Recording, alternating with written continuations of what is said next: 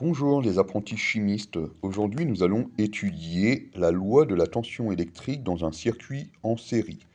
Donc, comme vous pouvez le constater, pour pouvoir faire ce circuit, nous allons utiliser un générateur de tension continue, une lampe et une LED.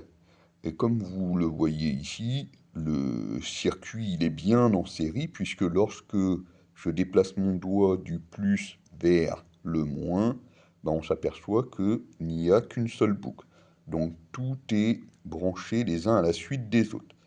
Donc pour pouvoir déterminer la loi de la tension électrique dans un circuit en série, nous allons utiliser un voltmètre. Et donc, comme vous le voyez, un voltmètre, ça se branche en dérivation aux bornes du dipôle dont on veut connaître la tension électrique. D'accord? Donc ici, il faudra utiliser deux fils supplémentaires. Alors, comme vous le voyez, j'ai fait déjà le circuit ici, un circuit en série avec le générateur, la lampe et la LED, comme disposé suivant le schéma qui se trouve ici. Du coup, si on veut mesurer la tension avec un voltmètre, on est obligé d'utiliser un multimètre. Donc le multimètre, le voici, je pense que vous connaissez déjà l'appareil. Vous voyez ici que sur le cadran du multimètre, il y a trois zones. La zone pour pouvoir mesurer une tension électrique en volts, la zone pour pouvoir mesurer une intensité en ampères et la zone pour pouvoir mesurer la valeur d'une résistance en ohms. Et en dessous, il y a quatre bornes. La borne V ohm, la borne COM, la borne commune, c'est-à-dire qu'il y aura toujours un fil sur la borne commune, la borne MA et la borne 10A. Donc ici, si on veut mesurer une tension électrique en volts, nous devons mettre un fil sur la borne COM, borne commune, et un fil plutôt sur la borne V. Je vais utiliser deux fils noirs. Voilà. Et ce qui est bien avec un voltmètre, c'est qu'on peut déplacer l'appareil très facilement puisqu'il se branche en dérivation aux bornes de chaque appareil dont on veut mesurer la tension. Donc ce que je vais faire, c'est que je vais d'abord mesurer la tension aux bornes du générateur. Donc vous voyez, je branche les deux fils aux bornes du générateur. Je vais allumer le voltmètre. Le voltmètre, je vais le placer sur 20 volts, le calibre 20 volts, puisque le générateur ne peut délivrer qu'une tension maximale de 12 volts, donc le générateur ne peut pas délivrer une tension au-delà de 12 volts, donc ça ne dépassera jamais les 12 volts, donc c'est pour ça qu'on peut placer déjà le voltmètre sur le calibre 20 volts. Et donc vous avez vu qu'ici, il y a une boucle supplémentaire, c'est-à-dire que là, on a bien mis le voltmètre en dérivation aux bornes du générateur.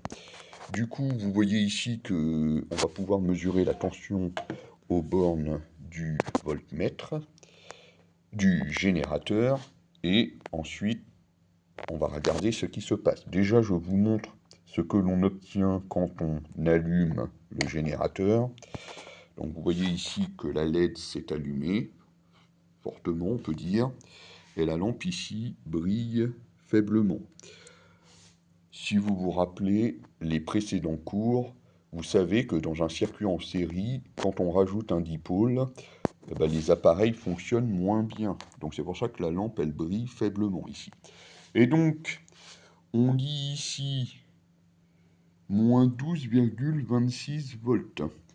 Donc ça veut dire quoi? Ça veut dire qu'ici, il y a un moins parce que j'ai dû faire une petite erreur de montage, mais c'est pas bien grave ici.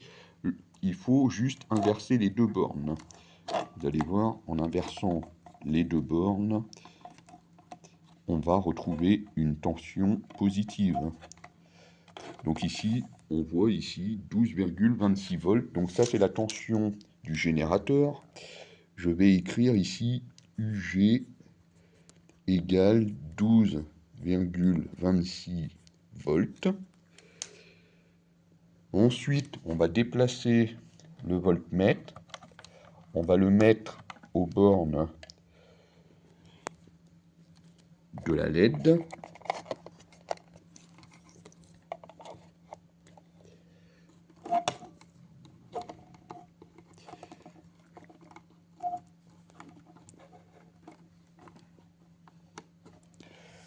Et on lit ici une tension de 9 volts 10.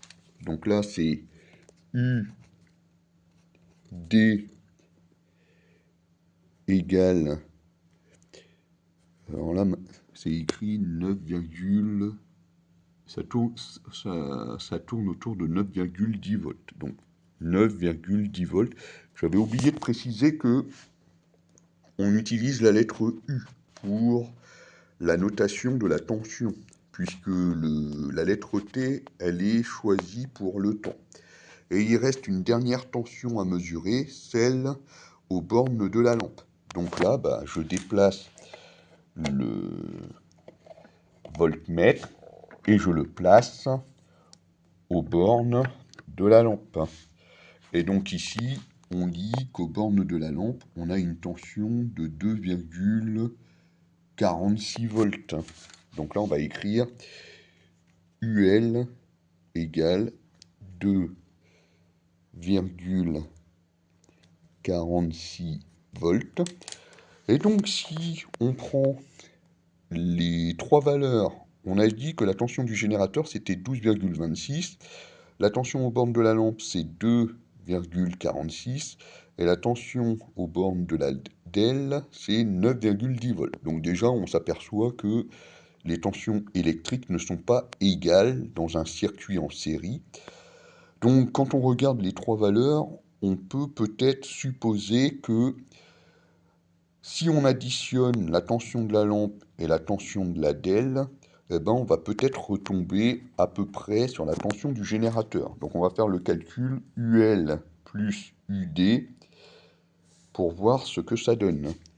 Donc là je fais UL plus UD est égal à 2,46 plus 9,10. Donc rapidement, on peut faire le calcul, ça fait 11,56 volts.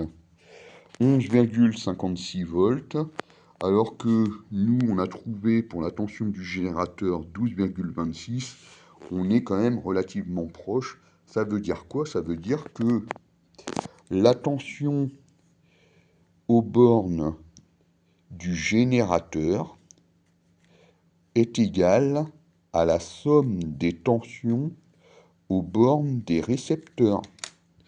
Voilà la loi finale. Tension aux bornes du générateur est égale à la tension aux bornes des récepteurs qui s'additionnent. Ça veut dire quoi? Ça veut dire que la tension du générateur, elle se partage entre les différents récepteurs. Et ici, on voit qu'on a 2,46 volts, sachant qu'ici, ça c'est une lampe de 3,5 volts. Donc comme la tension aux bornes de la lampe, elle est seulement de 2,46 volts, la lampe est en sous-tension par rapport à son éclat normal. Donc c'est pour ça qu'à la fin, on s'aperçoit que la lampe, elle brille faiblement.